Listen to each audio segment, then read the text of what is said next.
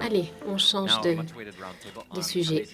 Autre table ronde sur la démocratie, le moyen de la renforcer à l'ère des médias sociaux, de la désinformation, de la radicalisation. Nous allons accueillir Michael Nathan, qui travaille au gouvernement français, SEG, Sander van der Linden également, qui travaille à Cambridge, au Royaume-Uni, un département qui s'occupe de la psychologique et qui a également écrit un livre sur la question. Et puis, nous allons accueillir Vincent Ponce, professeur à Harvard Business School, qui s'intéresse à la démocratie, à ses fondations. Et puis, qui a reçu une récompense en 2023. Et puis, Daniel Stone, qui est également professeur d'économie au Bowdoin College, analyste économique. Donc, nous avons des contributions très intéressantes. Nous les accueillons. Cette table ronde va être modérée par mon amie Adélie Sulfikar-Pasik, qui est co-directrice de BVA Excite et qui est également l'auteur d'un livre français que je recommande chaudement, Les Français sur le fil de l'engagement. Et c'est également l'un des experts les plus renommés en France. Et à la fin de cette table ronde de 45 minutes, vous aurez la possibilité de poser des questions à nos 4 intervenants. Bienvenue Michael. Bienvenue Adélaïde. Et bienvenue messieurs qui nous viennent de Boston et Cambridge.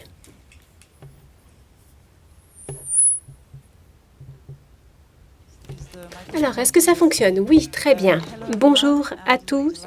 Je suis très heureuse et honorée d'accueillir nos 4 intervenants cet après-midi. Un grand merci à vous d'avoir accepté notre invitation. Je dois voir les intervenants à l'écran et je vous remercie donc de participer à ce débat sur le moyen de renforcer la démocratie à l'ère des médias sociaux, des réseaux sociaux, des informations et de la radicalisation. C'est vraiment une question extrêmement ambitieuse. Nous avons 1 heure pour sauver la démocratie.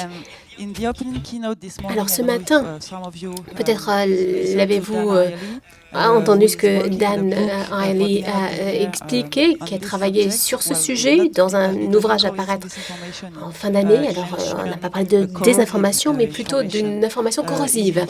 Et il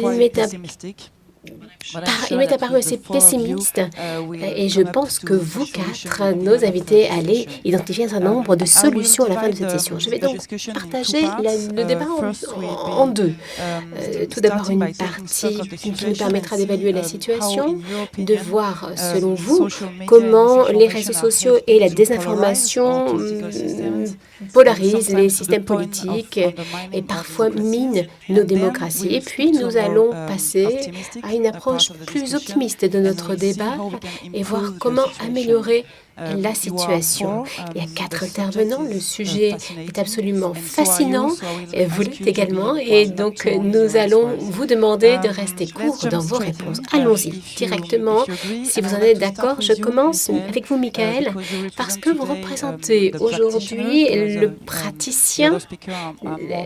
Les autres intervenants viennent du monde académique, mais vous êtes confronté à la réalité du terrain, et c'est ce qui va nous intéresser, ce dont nous allons débattre. Donc, vous passez le message du gouvernement français et expliquer comment les politiques sont mises en œuvre. Il est donc intéressant pour nous de vous entendre sur la situation et peut-être pourriez-vous expliquer tout d'abord à notre public le service d'information.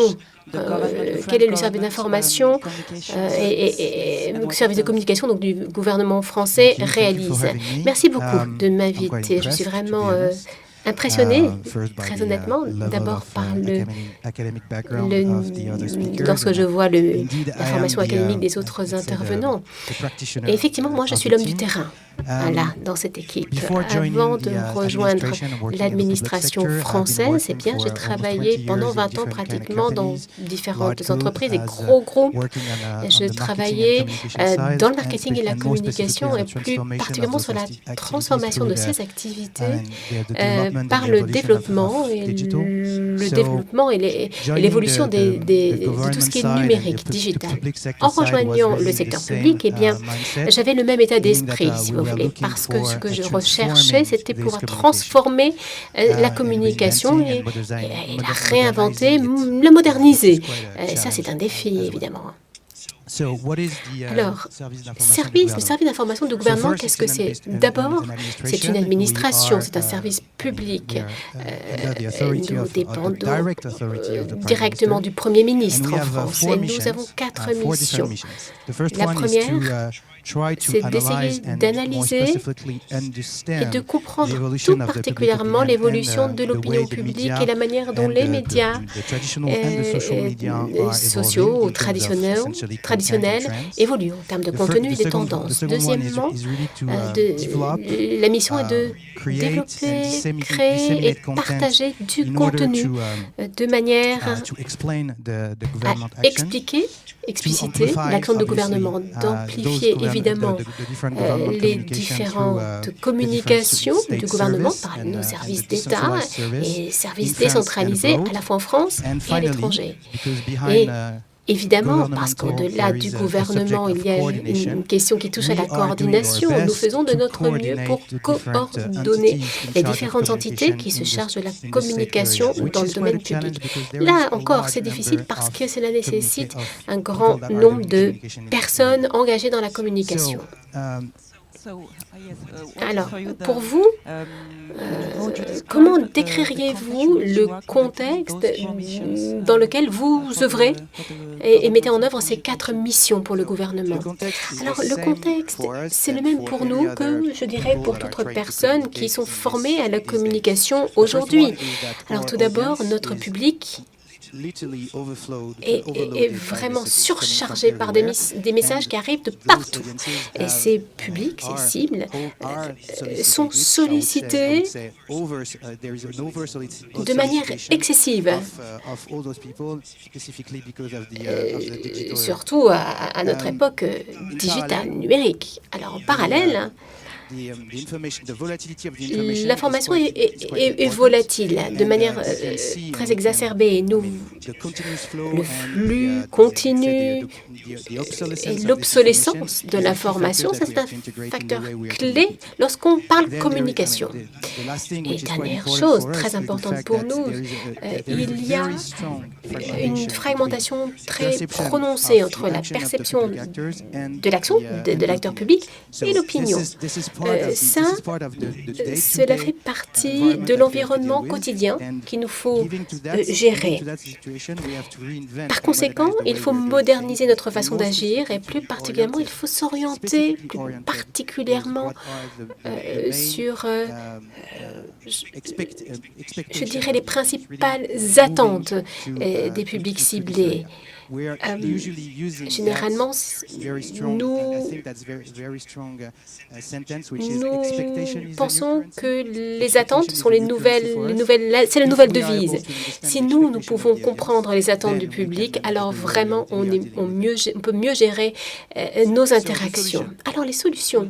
Alors on va y revenir dans un moment, si vous êtes d'accord. Je voudrais entendre nos 3 autres participants, puisque leurs recherches et leurs perspectives académiques vont être en mesure d'expliquer les raisons qui expliquent le contexte actuel. Alors, je vais me tourner vers Sander van der Linden. Lorsque nous avons préparé cette discussion, vous avez également parlé des choses évoquées à l'instant par Michael Nathan, la fragmentation, l'information qui est omniprésente et excessive d'une certaine manière. Vous avez parlé de cette complexité accrue du système et pas uniquement du fait des réseaux sociaux uniquement, mais parce qu'il existe une plus grande fragmentation de notre environnement.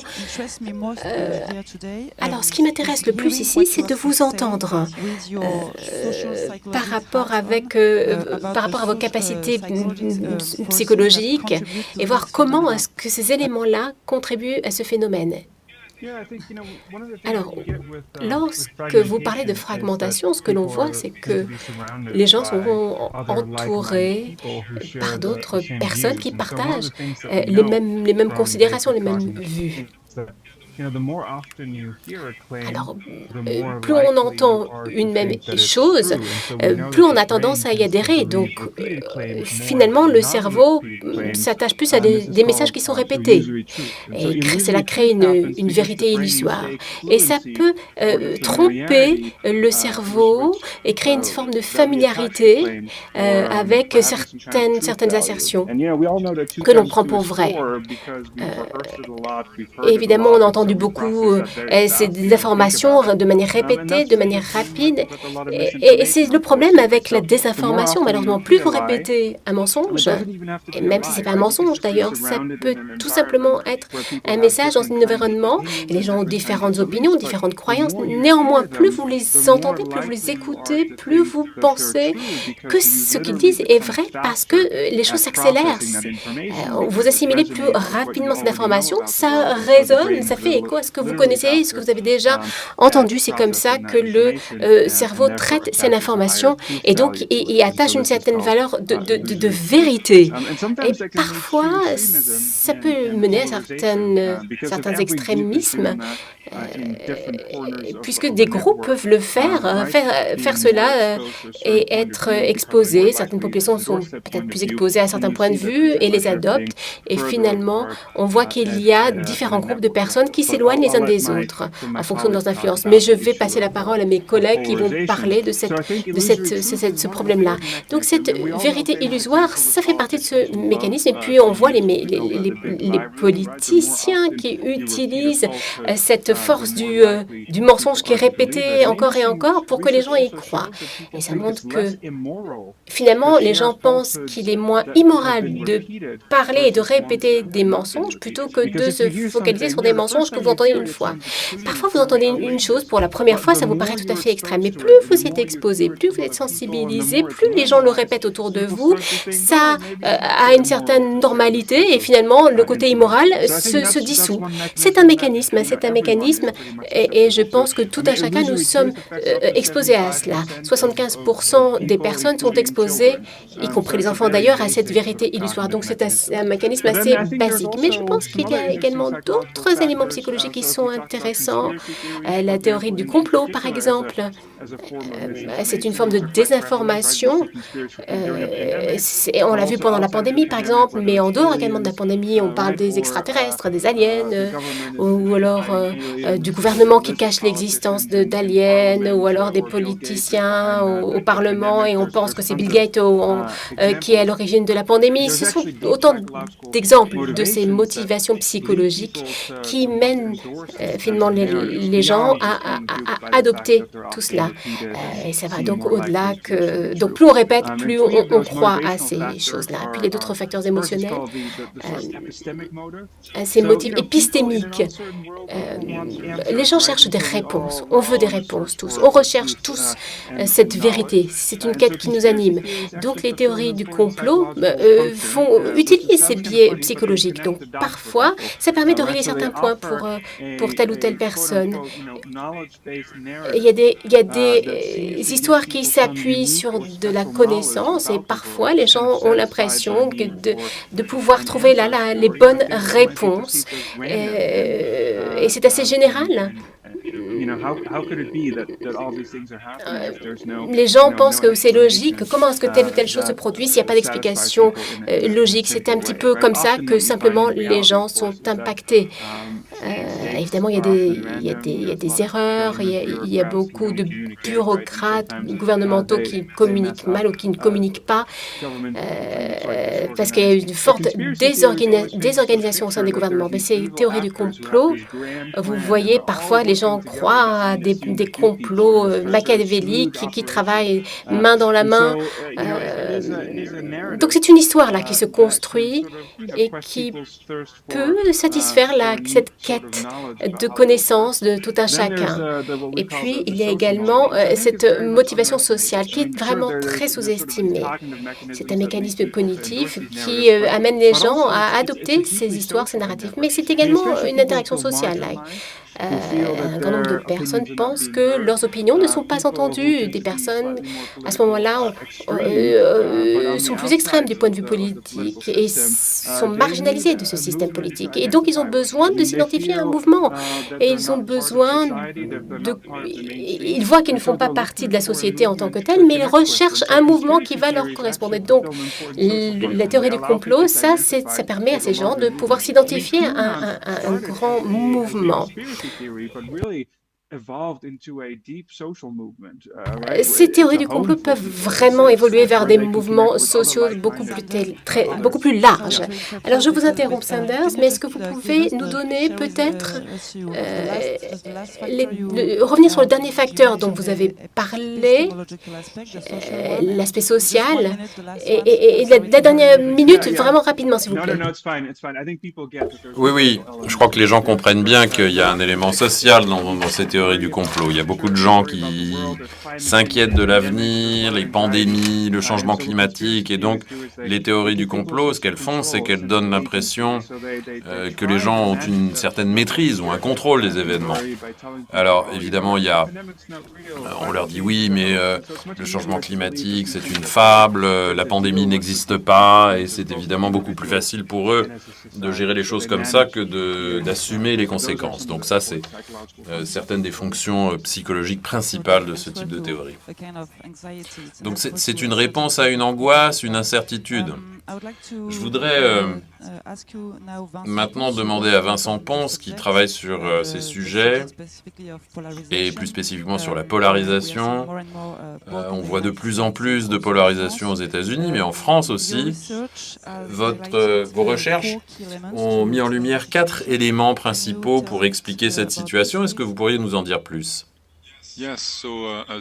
Oui, alors comme il a été dit, aux États-Unis, où je travaille, et en France, dont je suis originaire, ainsi que dans plein d'autres pays, on assiste à une montée de la polarisation. Premier point, de quoi parle-t-on exactement quand on parle de cette montée de la polarisation? On parle de phénomènes logiques.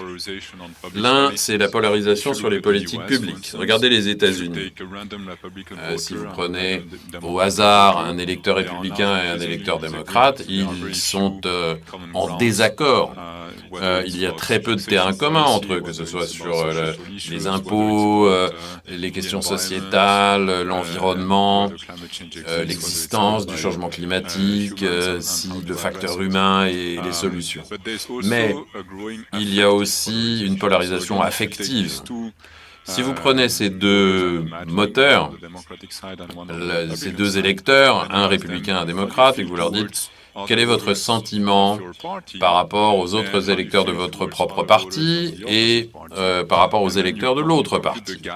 Et puis vous calculez le gap entre leurs retours et vous découvrez que les gens continuent à se sentir proches des personnes qui soutiennent le même parti qu'eux. En revanche, ils détestent de plus en plus ceux du parti adverse. Et c'est très inquiétant en démocratie, où normalement, on devrait pouvoir débattre. Pas forcément, voire même convaincre quelqu'un qui est de l'autre côté de la ligne. Autre conséquence de la polarisation à la fois sur les politiques publiques et sur l'affect, il y a de plus en plus il y a tellement de désaccords que maintenant les gens ont tendance à ne même pas être d'accord sur les faits concrets. Ce n'est même pas un débat ou un désaccord sur la façon dont il faut traiter un problème particulier. Il y a même un désaccord sur les faits eux-mêmes. Aux États-Unis, il y a énormément de gens, côté républicain, qui continuent à répondre dans les sondages, qui ne pensent pas que Biden ait vraiment gagné les dernières élections. Et c'est inquiétant. Et c'est un phénomène qui a été décrit comme étant une fragmentation épistémologique. On vit dans des mondes différents, avec des croyances différentes sur les faits eux-mêmes. Troisième point, Il y a vraiment un cercle vicieux de polarisation qui s'est mis en place. C'est un phénomène qui s'auto-alimente et on le voit au niveau individuel et puis d'une génération à l'autre. Au niveau individuel, si vous êtes dans un moment de polarisation affective, vous détestez l'autre, eh bien vous ne voulez plus rencontrer des gens du côté adverse. Et il est de moins en moins probable que vous ayez des amis qui n'ont pas le même avis que vous. Et dans ce cas-là, il est beaucoup plus facile de se radicaliser, comme le disait Sander. On ne cesse de se répéter ou d'entendre les mêmes opinions auxquelles on croit, donc on peut développer une position caricaturale de l'opinion adverse, ce qui fait qu'on est encore moins prêt à les affronter. Donc on voit comment marche ce cercle vicieux. Et puis du point de vue de la transmission de références entre les générations, des parents aux enfants, la polarisation mène au fait que les gens s'installent dans des quartiers où les gens leur ressemblent, où les gens sont du même avis, et donc leurs enfants sont principalement exposés à des égaux ou à des parents de leurs petits camarades qui sont de la même opinion. Donc c'est très difficile pour ces enfants de se retrouver exposés à une diversité d'opinions. Et mes recherches ont montré que le quartier dans lequel on grandit a une énorme influence sur le comportement politique futur.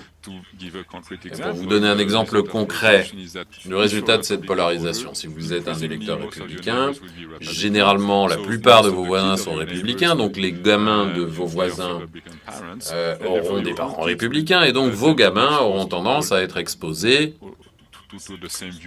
aux mêmes opinions, encore et encore. Et c'est également vrai côté démocrate. Dernier point.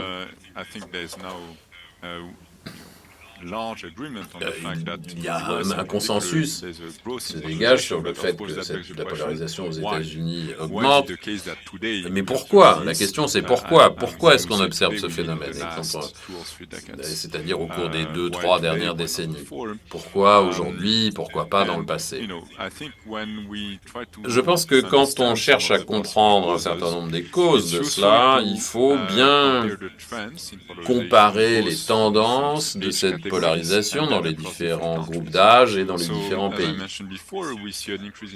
On a une polarisation croissante aux États-Unis, en France, mais pas dans d'autres pays. En Allemagne et en Australie, c'est plutôt le contraire qui se produit, ce qui est intéressant. Et ça peut nous aider à identifier un certain nombre de causes. Un point qui est très particulier aux États-Unis et un peu en France, c'est l'importance des chaînes tout info. C'est pas tant le cas dans d'autres pays. Donc ça peut être une explication possible. C'est difficile de l'attribuer aux réseaux sociaux parce que les réseaux sociaux, évidemment, sont très très répandus en Allemagne. Mais si on regarde la polarisation croissante dans différents groupes, ce qu'on peut observer, c'est que l'un des groupes dans lesquels on observe la plus forte augmentation, ce sont les plus de 65 ans, qui sont aussi les personnes qui utilisent le moins les réseaux sociaux. Donc ça suggère qu'on ne peut pas évidemment tout mettre sur le dos des réseaux sociaux, même s'ils ont sans doute joué un rôle dans cette tendance. Un certain nombre d'économistes qui ont comparé différents pays parlent du rôle des chaînes tout info et le rôle de la polarisation des élites, qui est très importante aux États-Unis, pas tant que ça en Allemagne. Merci, ce que vous dites est très intéressant quand vous parlez du rôle des réseaux sociaux. On en parlait avec le précédent invité, Dan Stone. Et il a parlé du fait qu'il y a un effet indéniable d'Internet, des réseaux sociaux, sur la désinformation et sur la radicalisation, mais il nous a dit, et j'aimerais connaître votre avis là-dessus, puisque c'est ce que vous avez écrit dans votre ouvrage, And You Hate, vous nous dites que les réseaux sociaux amplifient, dans une sorte d'effet boule de neige, un phénomène que l'on peut relier à la psychologie humaine. Est-ce que vous pourriez nous parler de votre théorie là-dessus? Bien sûr. Donc moi, je suis d'accord, les réseaux sociaux ne sont pas la première cause de la polarisation qu'on observe actuellement. Dans mon livre, je parle de la façon dont les désaccords, d'une façon générale, pas seulement les désaccords politiques, ont tendance à créer plus d'animosité qu'il ne devrait y en avoir entre les individus. Et ça, c'est un effet de cette polarisation émotionnelle. C'est-à-dire que on déteste les gens de façon disproportionnée. Ce sont des sentiments, des sensations, donc rationnelles ou irrationnelles, mais difficilement explicables. Mais en fait, on peut se tromper dans nos sentiments, puisque nos sentiments sont fondés sur nos croyances, sur leurs traits de caractère, sur les actions qu'ils prennent sur la base de ces traits de caractère. Par exemple, je vous aime pas beaucoup si je pense que vous êtes quelqu'un qui ne donne jamais d'argent aux bonnes œuvres. Donc, si je pense ça, même si c'est faux, je vous déteste plus que je ne le devrais. Alors, vous pourriez dire que vous vous trompez, mais peut-être que vous ne vous trompez pas de façon irrationnelle. Il est aussi possible que je me trompe de façon totalement irrationnelle. Peut-être que j'ai surréagi à une information que j'ai obtenue sur vous, peut-être que je vous ai vu ne pas donner à une œuvre charitable, et donc j'en ai déduit le fait que vous ne donniez jamais. Donc là, c'est une sorte de détestation irrationnelle. Et c'est quelque chose qui se produit aussi dans le monde politique, du côté démocrate comme du côté républicain. Et les raisons qui expliquent cela sont bien plus complexes que les gens ne le pensent. Il y a toute une gamme de biais qui sont en jeu. Un exemple de la façon dont cela peut se produire dans un contexte non politique. Interrompez-moi si c'est trop long, mais 2 minutes pour votre exemple, s'il vous plaît. Donc imaginez 2 frères qui se partagent un gâteau. C'est non politique, donc c'est le grand frère qui coupe le gâteau en 2, et c'est le petit frère qui peut choisir la part. Et le grand frère veut vraiment couper, mais avec un biais inconscient, ce qu'on appelle le raisonnement motivé. Il coupe une part de 51% et le petit frère n'est pas d'accord. Mais en fait, le petit frère pense que c'est exprès que le grand frère s'est donné 51%. Et là, il y a un biais de faux consensus. Donc le jeune frère se trompe en pensant que le grand frère est plus égoïste qu'il ne l'est en réalité. Et donc, quand le petit frère, quand on dit au petit frère de couper le gâteau, lui, il le fait délibérément. Et le grand frère le considère comme étant égoïste. Et donc tout cela peut faire boule de neige et augmenter au fil du temps à travers ce faux consensus. Donc il y a de multiples biais qui sont en jeu. Et puis juste pour reparler un peu des réseaux sociaux, si vous allez voir ce qui se passe sur les réseaux sociaux, les gens ont tendance à citer des news qui ne font que confirmer leurs croyances préexistantes. Donc si on pense que le petit frère a raison et qu'on va lire des nouvelles sur le fait que le petit frère a raison, ça va renforcer cela. Donc on a vu avec les 3 d'entre vous qu'il y a de nombreux facteurs humains et psychologiques amplifiés par un effet boule de neige, par l'effet boule de neige des réseaux sociaux. La question, c'est qu'est-ce qu'on peut faire ? Qu'est-ce qu'on peut imaginer comme solution pour lutter contre ces effets, même si on n'a pas vraiment le pouvoir qui nous permettrait de maîtriser les réseaux sociaux, comme Dana Ellie nous l'a expliqué ce matin. Sander van der Linden, quand nous avons préparé ce débat, vous avez dit que c'était très difficile de tordre le coup à ces fake news et donc vous avez développé une approche fondée sur la prévention. Est-ce que vous pourriez nous expliquer brièvement cela? Oui, vous l'avez dit. Le fact-checking, le debunking peut être important, mais on reste influencé par quelque chose une fois qu'on y a été exposé, à la désinformation. Donc même quand le cerveau reconnaît que quelque chose est faux, elle continue à faire appel à ces détails qu'elle sait être faux dans sa mémoire quand elle évalue cette question. Donc, et il faudrait peut-être reprendre une approche ancienne qu'on appelle le pre-bunking. Donc au lieu de debunker une news, il faut la pré-bunker. C'est-à-dire qu'il faut tordre le cou à des mythes avant qu'il n'ait eu le temps d'influencer les gens. Donc si je parle de l'historique de cette approche, elle est fondée sur l'inoculation, la vaccination intellectuelle. Tout comme les vaccins exposent des personnes à un vaccin inactivé ou réduit pour permettre à l'organisme de créer des anticorps, eh bien, il se trouve qu'on peut faire plus ou moins la même chose avec l'esprit humain, en pré-exposant les humains aux techniques trompeuses en ligne et en vaccinant à l'avance, les gens peuvent se construire une sorte de résistance cognitive à la désinformation du futur.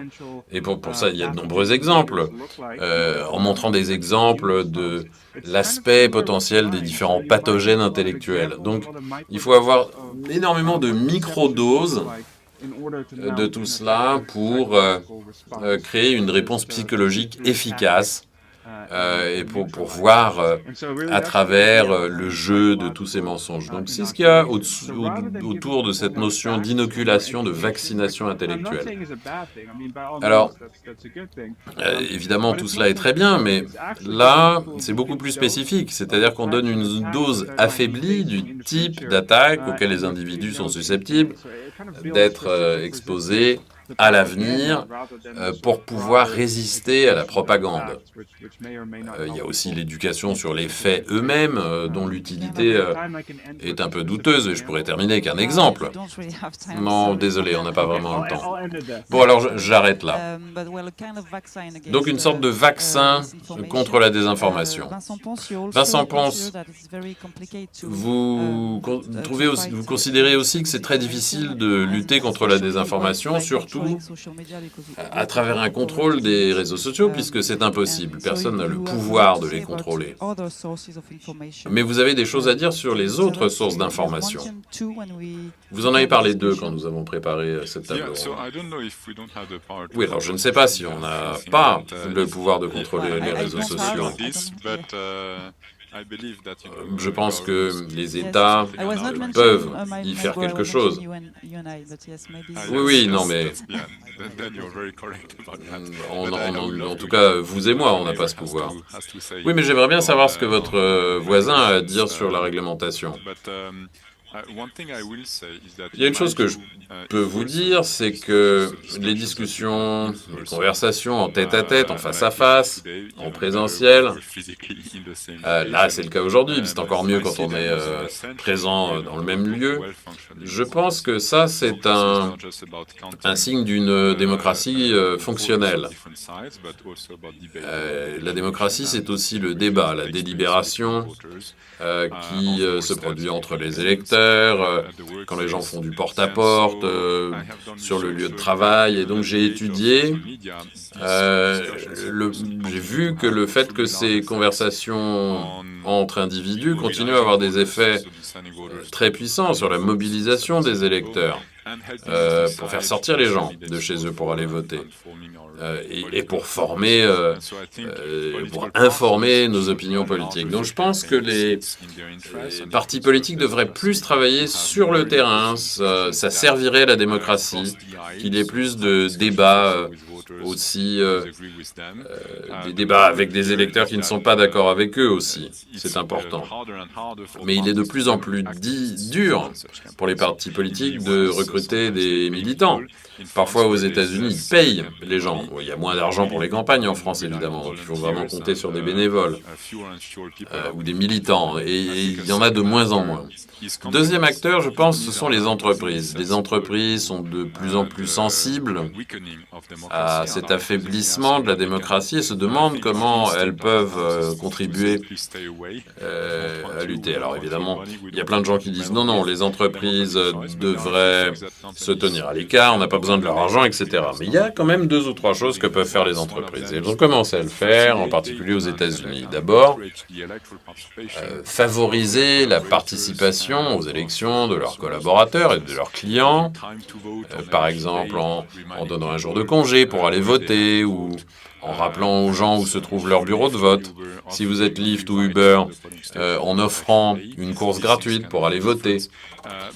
Mais pour revenir à notre sujet, les entreprises tentent aussi de dépolariser leurs collaborateurs. Où est-ce qu'on rencontre le plus les gens avec qui on n'est pas d'accord? Rarement au sein de la cellule familiale, rarement chez nos voisins, puisque comme je vous l'ai dit, il y a une sorte de ségrégation géographique qui est à l'œuvre. Un des endroits où l'on peut continuer à rencontrer des gens qui ne sont pas d'accord avec nous, c'est sur le lieu de travail. Là, on peut interagir avec des personnes qu'on respecte, parce que ce sont de bons professionnels, vous respectez leur boulot, mais vous n'êtes pas forcément d'accord avec eux. Donc, avant une élection, il peut y avoir des débats qui ont lieu sur le lieu de travail. Qu'est-ce que les patrons, qu'est-ce que les leaders peuvent faire? Et il y a un certain nombre d'entreprises qui organisent des ateliers dans lesquels il peut y avoir des formations sur les racines psychologiques de leurs croyances, sur les biais cognitifs et sur une façon de mieux prendre en compte les opinions des autres. Et puis des coachings aussi qui permettent aux gens de trouver des points de consensus, des points communs. Et c'est très prometteur. Parce que c'est l'un des derniers lieux où l'on peut encore s'adresser ou discuter avec des gens qui ne sont pas du même avec nous.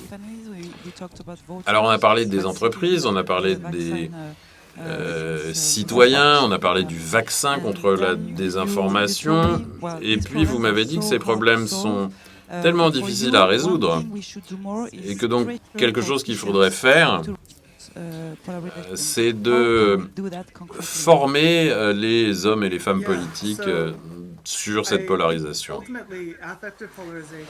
Je crois que cette polarisation de l'affect, le fait que on déteste plus qu'avant les gens qui ne sont pas du même avec nous, c'est ça le cœur du problème. C'est pour ça que les gens s'inquiètent beaucoup sur la désinformation et sur les réseaux sociaux. Et la polarisation devient un très très gros problème.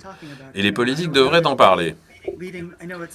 Alors je sais que tout ça paraît un peu jargonneux, mais ils ne parlent pas beaucoup de polarisation d'une façon générale. Je pense qu'il faudrait que nos dirigeants, le président du Sénat, le président de la Chambre des représentants devraient vraiment faire face à ce problème et en parler.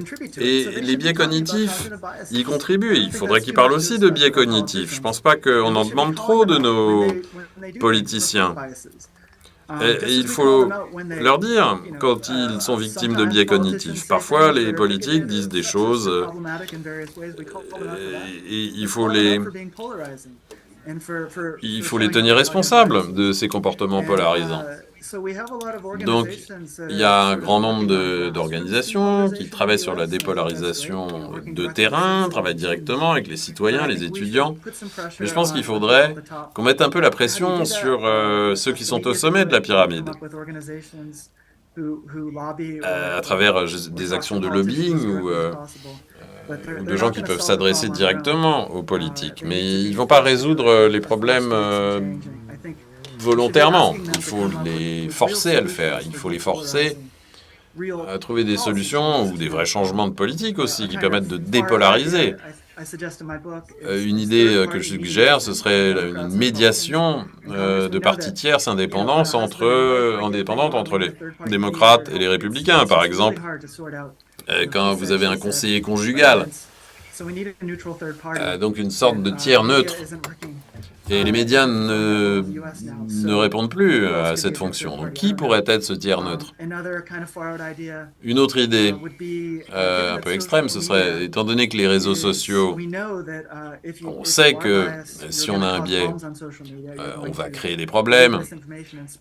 Sur les réseaux sociaux, on va faire circuler des infox, ça a des effets négatifs sur la société. Eh bien peut-être qu'il faudrait simplement exiger, tout comme on demande aux citoyens d'avoir un permis de conduire avant de partir sur la route, peut-être qu'il faudrait des formations ou une licence pour pouvoir utiliser, une sorte de permis d'utiliser les réseaux sociaux. Alors, c'est peut-être pas faisable, mais je pense que d'une façon plus générale, il faut demander aux politiques d'essayer de trouver des solutions, des changements concrets dans ce domaine, parce que là, la boule de neige ne fait que grossir et grossir. Le risque de violence et tout un tas de choses extrêmement angoissantes voient le jour. Alors je suis assis à côté de quelqu'un qui travaille et qui collabore de très près avec les grands décisionnaires politiques. Pas d'avis sur le permis de réseaux sociaux. Je voudrais terminer avec vous, Michael Nathan, parce que là, vous allez écouter le praticien. Quelles sont les solutions que vous avez développées, vous, de votre côté? Et je voudrais aussi avoir votre réaction sur ce que vous venez d'entendre aujourd'hui, sur ces différentes propositions qui ont été faites par nos 3 autres orateurs. Je crois que ce qui est intéressant ici, c'est qu'on a la même compréhension ou la même perception de ce qui est en train de se passer. Pour utiliser une métaphore, je dirais que l'espace qui s'est formé entre les expéditeurs et les destinataires des informations est un espace très opaque. On ne sait pas ce qui s'y passe. Et on n'a absolument aucune garantie que quand l'information sort, elle est reçue de façon efficacement. Quand elle est finalement reçue, donc il n'y a aucune garantie non plus qu'il va s'agir de la bonne information. Parfois elle aura changé, parfois elle aura été modifiée, et elle n'est pas nécessairement comprise. Donc, quand on parle de l'environnement, du monde public, des politiques publiques, il existe un devoir de s'assurer que cette information existe. Donc nous, notre approche, et croyez-moi, on a essayé beaucoup de choses différentes, on a tenté beaucoup de choses. Je ne suis pas sûr qu'on ait trouvé la bonne recette, mais en tout cas, on essaye véritablement de transformer la façon dont on fait les choses. On a communiqué, ou dont on communique sur les politiques publiques. Première chose, il faut vraiment moderniser nos façons de faire.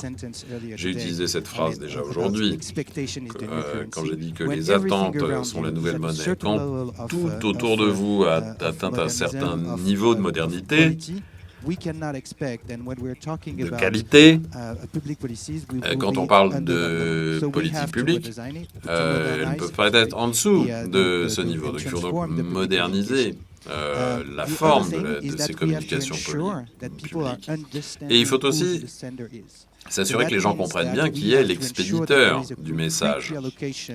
qu'il y a vraiment, que ce soit vraiment clairement identifié comme étant l'État, parce que la polarisation dont on parlait plus tôt et la fragmentation qui a été évoquée aussi, il y a une sorte de confusion entre une décision purement politique, qui est évidemment associée à cette fragmentation dont on parlait, et la mise en œuvre des politiques publiques qui sont liées à cette décision politique.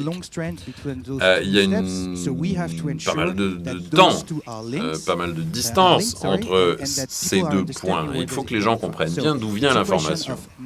Donc il faut moderniser la façon dont on fait les choses, tout en expliquant l'origine et le sens de ces mesures. Donc, ce qu'on est en train d'essayer de faire pour transformer cette communication se fait principalement dans ces deux domaines, et plus particulièrement dans ce monde d'informations multiples et le fait qu'il y ait tellement de gens qui parlent de la même chose en même temps, on cherche à rationaliser la façon dont on parle de ces choses. Donc un séquençage de la communication pour montrer que ce sont deux domaines qui se répondent. Ça, c'est un de nos objectifs principaux. Et puis, last but not least, évidemment, on assiste à une sorte d'inversion des forces et faiblesses dans ce domaine. Si on pense à l'origine, la communication politique était bien plus puissante que la communication institutionnelle. Et je dirais que c'est un peu l'inverse maintenant. Il y a une très très grande force de la communication institutionnelle ou la communication d'entreprise parce qu'il y a un plus. Une information officielle qui vient de ce côté-là, le côté officiel. Et il faut donc assumer qui nous sommes.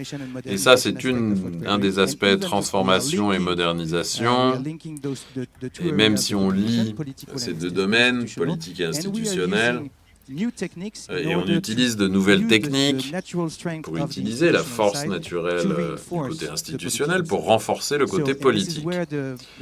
Et c'est là que les sciences comportementales nous aident, parce que quand on est capable d'y réfléchir, de trouver le bon positionnement en termes de communication, le bon chemin, de considérer, d'être orienté citoyen, c'est quelque chose qui change vraiment les choses. C'est un game changer en termes de perception. Et en définitive, l'objectif pour nous n'est pas de changer les politiques.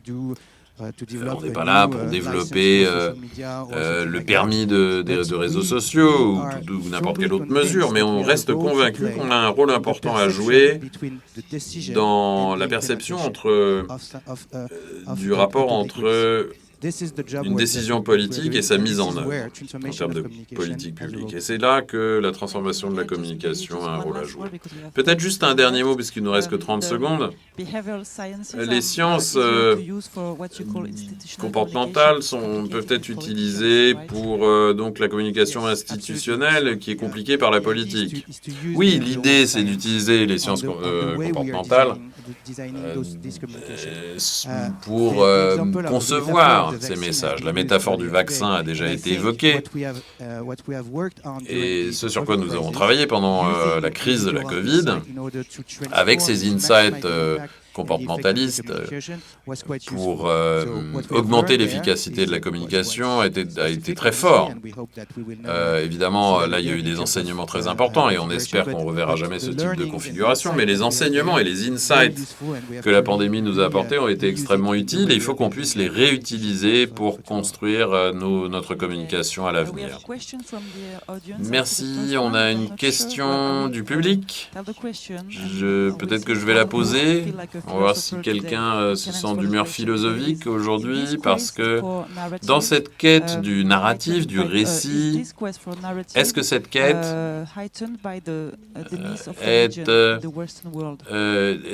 augmentée par ce manque de religion, de religiosité qui existe dans nos sociétés? Est-ce que la désinformation remplit un vide? Je peux tenter d'y répondre. On me demande souvent si la religion est la plus grande conspiration, et je pense que c'est une question intéressante. On a comparé les religions aux visions conspirationnistes et on voit que parfois, effectivement, il y a un peu de chevauchement dans la structure. Lorsque les gens qui sont très religieux sont remis en question, ils ont tendance à vouloir faire de la surenchère dans leurs explications et on ne peut pas aller au-delà de la preuve puisqu'on parle de choses qui sont invisibles, mais il en va de même pour les conspirations. Il y a toujours une conspiration plus haute, supérieure et donc on ne peut jamais véritablement contredire ceux qui sont dans la conspiration. Même si ce sont deux choses différentes, les mécanismes psychologiques derrière sont les mêmes. Merci. Autre question dans la salle? ou parmi ceux d'entre vous qui nous écoutez à distance? Alors nous avons, je pense, une question dans la salle. Malheureusement, la question est posée hors micro. Voilà. Sander, pourriez-vous nous expliquer, juste pour être concret, ce que vous pensez des jeux de fake news que vous avez développés pour inoculer ce vaccin dit psychologique? Alors, le raisonnement, c'est que nous avons développé des jeux, des vidéos, c'est du matériel pédagogique pour permettre à la population d'expérimenter cette analogie du vaccin. Donc vous vous mettez à la place de ceux qui essayent de vous manipuler en ligne, par exemple, et vous vous familiarisez avec des doses affaiblies, entre guillemets, des tactiques. Donc la théorie des conspirations, utiliser les émotions négatives pour faire peur aux gens, vous les utilisez dans différents scénarios, vous créez vos propres nouvelles, des fake news, donc, et en ce faisant, vous créez un peu de manière intuitive ce que peuvent ressentir les gens dans ces moments-là, mais dans un environnement extrêmement contrôlé de réseaux sociaux. Donc c'est vraiment un travail de simulation. Ça permet aux gens de comprendre quels sont les mécanismes et à quoi peuvent ressembler ces attaques sur des réseaux sociaux et ce qu'il y a derrière. Donc on teste les gens avant et après, et on leur montre que cela montre que les gens, une fois qu'ils ont été confrontés à cela, sont plus immunisés, entre guillemets, et sont capables de faire la part des choses. Sur YouTube, on a créé des vidéos de 30 secondes pour leur expliquer quelles sont les techniques utilisées.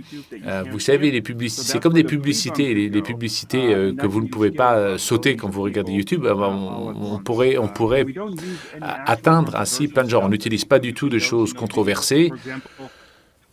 Par exemple, un clip de Star Wars, par exemple. Donc, on montre que une scène avec Obi-Wan et Dark Vador, où il dit « Tu es avec moi ou tu es mon ennemi ?»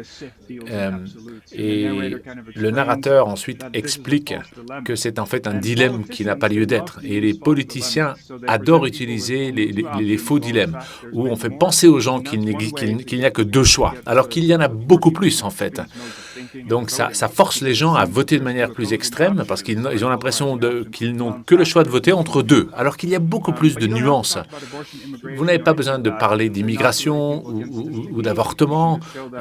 Les gens font la part des choses. L'illustration de Star Wars avec Dark Vador est très intéressante et elle ne polarise personne. Elle ne prend personne en otage. On le teste sur YouTube et on voit que les gens qui ont été sujets à ce genre de messages gèrent beaucoup mieux, sont bien plus armés pour les gérer. Eric, un autre élément de réponse peut-être? Alors en fait, il y a une autre question pour Vincent et pour Dan. Vous avez quelqu'un ici qui est très important dans la communication gouvernementale. Quel serait votre conseil pour renforcer la démocratie?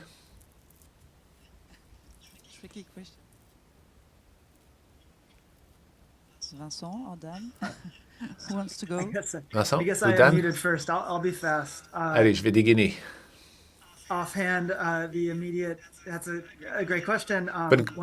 Bonne question. Moi, je dirais, faites tout ce que vous pouvez faire pour maintenir la confiance sur l'ensemble du spectre politique. La confiance est primordiale, me semble-t-il.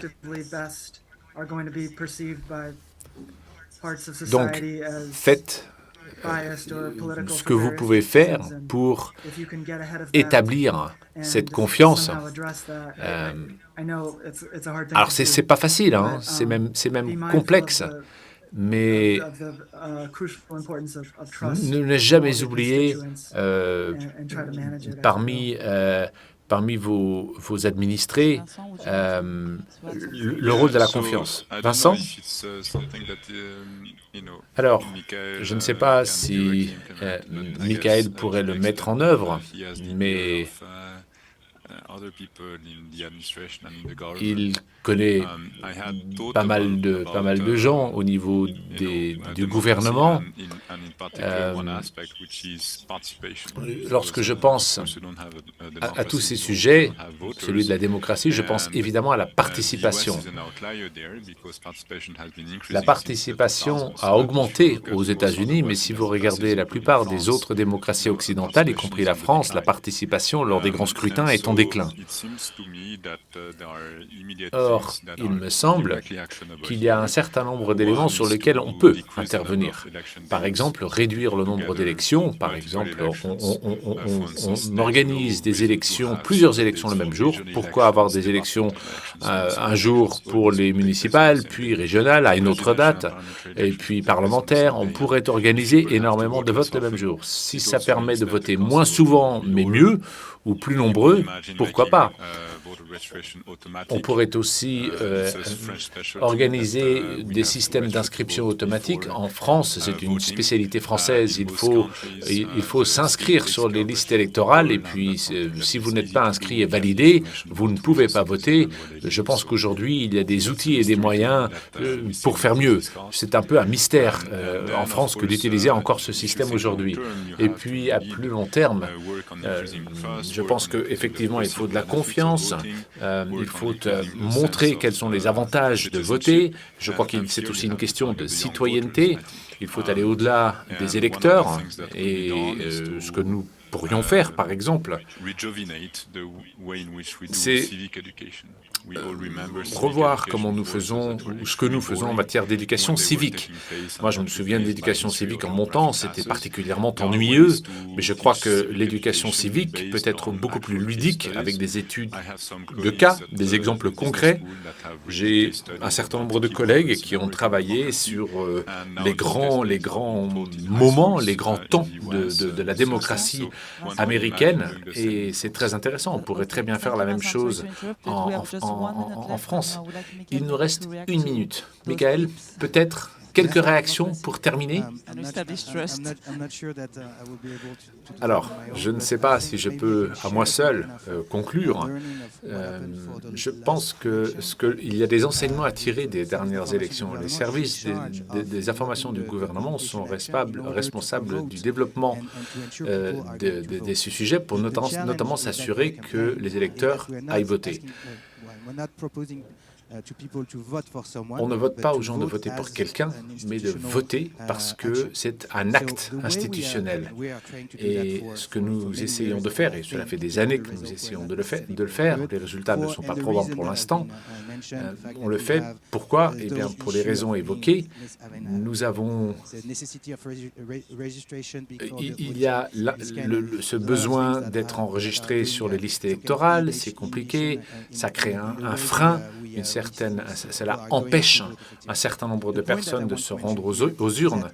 Et je pense que pour s'assurer que les campagnes fonctionnent mieux, il faut travailler avec des partenaires tiers.